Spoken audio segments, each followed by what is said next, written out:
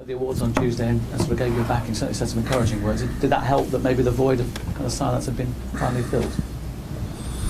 Well, from my point of view, I think that one would hope so, but I think that also the efforts of the team and the turnaround of results over the period of time that I've been here speaks for itself. You know, I think that asking the players to commit has one that they've taken up really from day one, and I think we've improved the level of the team consistently now from the beginning. I think there was a middle period in January, February where we dipped down, but we've come back strong again. We've faced all the obstacles we've faced and come through those with injuries. And players, I think, are giving everything they've got at the moment, and I think that's why the results are where they are at this minute in time, and where our position in the league tells us we've done that. Are you enjoying the job you're doing? I always enjoy the job. It ain't a job anyway. So I think that I wouldn't come back into football if I didn't enjoy this job. Pressures and all, it's all a part of what I missed when I wasn't in a manager's job.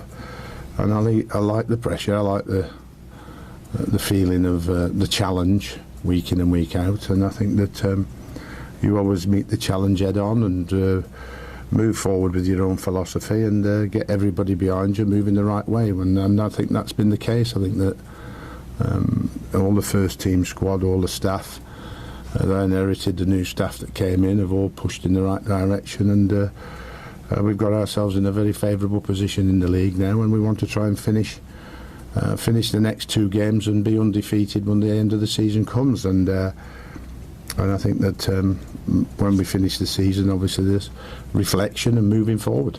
From the outside looking in, I mean, pressure's one thing, unfair pressure is something else. Is that something you just have to take on?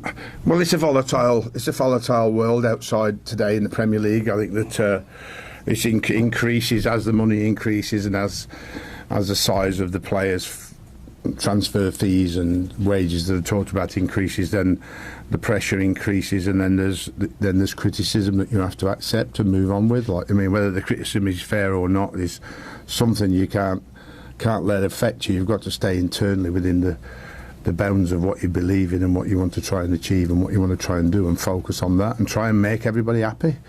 I mean, it's an entertainment game. You're trying to capture hearts and minds, and certainly, I think, particularly from a home point of view, that we've achieved that with not just the results, but the way we've played and the way we beat teams. Like, you know, so we've obviously got room for improvement.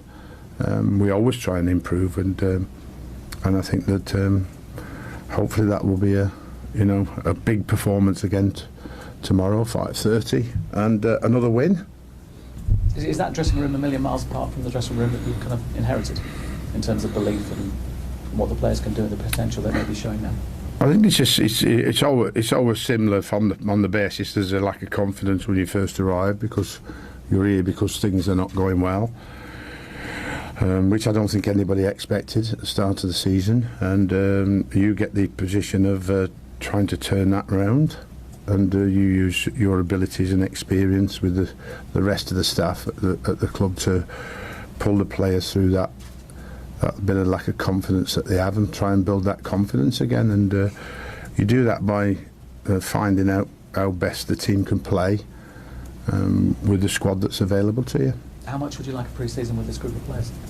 Very much so. I think that as ever, pre-season, when everybody goes away, I think the difficulties of World Cup, of course, but pre-season in terms of what we're going to do when we start back is all in place. Like, I mean, what happens at the end of the season for recruitment of players or players out is another matter. That's pure speculation at the moment, because you can only react on what happens on a day-to-day and a week-to-week basis. Like, I mean, so you can say this or say that, but realistically you have to wait to see what's available, and then you have to wait to see if anybody comes for your players that they may want, and whether everything falls into line from the negotiations, then you decide as a board and as a football club altogether which is the right thing to do for the football club. And the fans would like to be top 6, even perhaps top 4. Are you confident with this set of players and maybe the additions you make, they could fulfil those dreams? Well, I think where we are, 7th last year, 8th at the moment, we want to try and maintain that position, that 8th in the league. But I think that it all depends on the recruitment in the summer. You know, what the quality of player might be, and where is he, and does he want to come to Everton? Can we get him through the door to make us better? Are those plans in place? I mean, you're not going to name names, but plans are in place, of course. But plans are or names on list, yes. But you know, are they achievable? Is another matter. When you're in a volatile market in such a short period of time this summer. Our window shutting before everybody else's, and the World Cup in between makes life extremely difficult. It's difficult as it is on a season in, season out basis, but even more difficult in a World Cup year. I wonder if Southampton are a lesson in perhaps patience and stability, and if they had their time again, they might have stuck with a manager rather than changed twice and be looking at perhaps Championship football next season. It's not for me to comment on what the clubs do.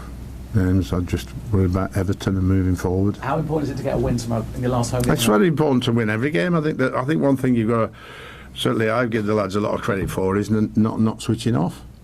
You know, achieving performances and results, and when that relief of, like, you know, there is no threat against relegation anymore, which was done weeks and weeks ago. I give them credit for that first, and then to push on from there and continue to win matches is always important, because you know, we've seen teams that have dipped off before and we haven't, and I hope that's the case in the next 2 games. Injury-wise, housekeeping, anything? Just a norm. We've got Mason Allgate back training, but everybody else that's been out is still out because on the long-term prospects in terms of recovery. I think your community team are going to get the freedom of the city tomorrow night. I think you've been involved in lots of closer community support. Is this another step up in terms of the relation between the club and the people around it? Well, I think I've said many times, I think that being out in Everton in the community has massively impressed me in the period of time that I've been here, and being out and about and seeing what areas and where they make an impact and what they do is absolutely fantastic. I think, like I said, I've had many Premier League clubs, but I've never seen anybody, you know, anything as good as Everton in the community, so they deserve everything they get. Just forgetting your Everton manager for a moment, and a football manager who's managed more than 9 clubs, Stevie G is taking a step, we think, into management with Glasgow Rangers. Your thoughts as perhaps a fellow manager now? It's a big step, and good luck to sleepless nights, Steve. Lots to come. Well, it's a big club, like I said, and his first time as a manager, so he'll find out when he's sat behind the desk how difficult it can be. Thank you. Cheers. Is Holgate potentially in contention? No, he's back in training, but because he hasn't played any games and only in training, it would be next week and the full week's training next week before he may get a chance or an opportunity to be involved in the squad at West Ham away. Sorry. Go ahead. No, Calvert-Lewin's out. He's unfortunately got a small stress fracture in the bottom of his back, sadly.